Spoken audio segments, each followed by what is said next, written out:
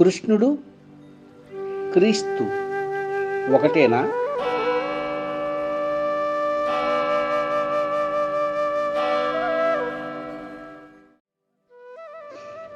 పరమాత్మ కానీ, భగవంతుడు కానీ, భగవత్ స్వరూపాలు కానీ, లేదా అవతార పురుషులు కానీ కేవలం ఫలానా దేశంలోనే పుట్టాలి అనే నియమం ఎక్కడా లేదు.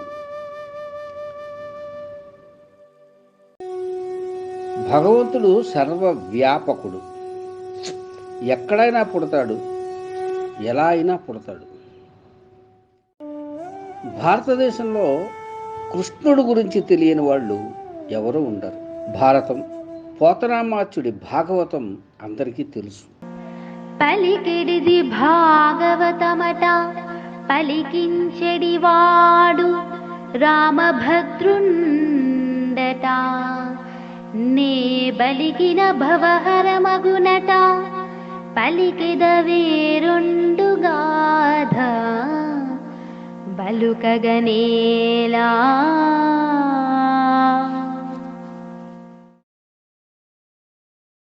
జీసస్, క్రీస్తు, బైబిలు, క్రీస్తుకు సంబంధించిన అనేక కథలు, చారిత్రాత్మక సంఘటనలు ఇంచుమించు 128 దేశాలకు తెలుసు.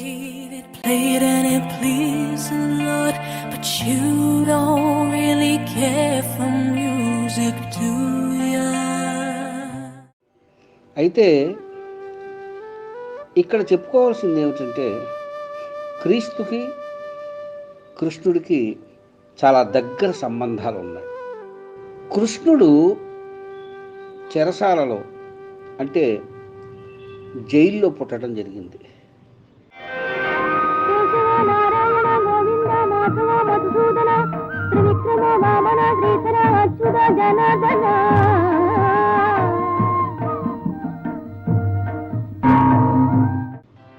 క్రీస్తు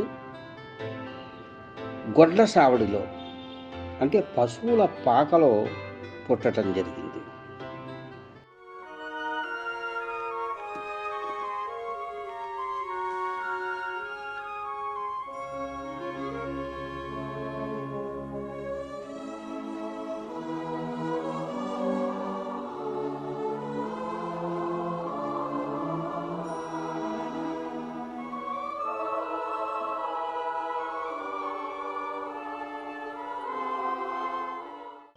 కృష్ణుడు పుట్టకముందు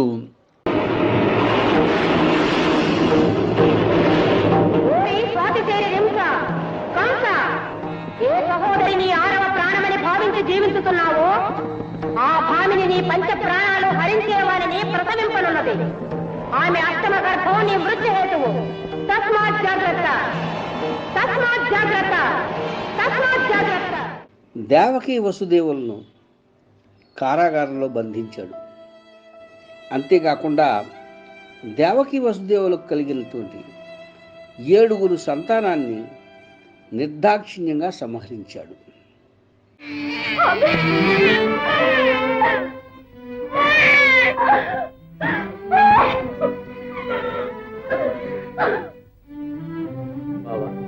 ఇదిగో దేవకి ప్రథమ గర్భం.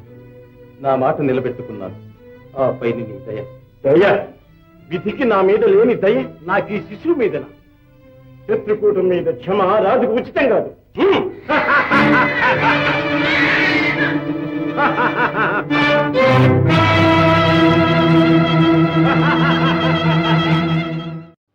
ఇలాగే ఒక వార్తని దివ్యజ్ఞానులు ప్రభు హేరోడ్కి చెప్పడం జరిగింది.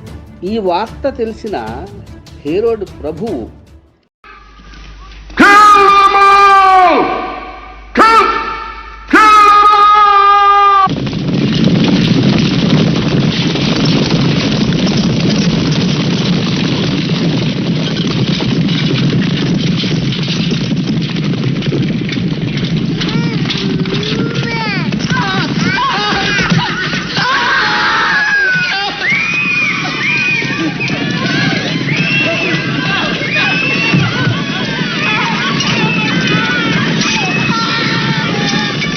అక్కడ అష్టమ గర్భుడైనటువంటి బాలకృష్ణుణ్ణి వసుదేవుడు యమునా నదిని దాటించి గోకులానికి చేర్చాడు.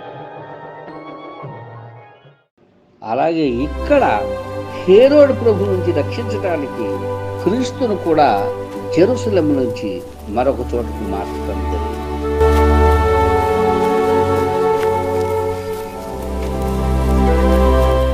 కృష్ణుడు సాందీప మహర్షి దగ్గర వేద విజ్ఞానాన్ని నేర్చుకున్నాడు.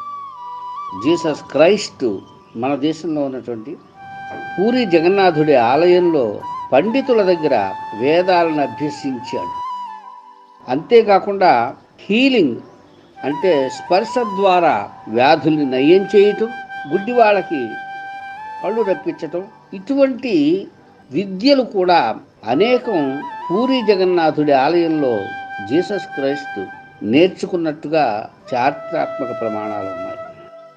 జీసస్ బైబిల్ని బోధించాడు, అలాగే కృష్ణుడు భగవద్గీతను బోధించాడు.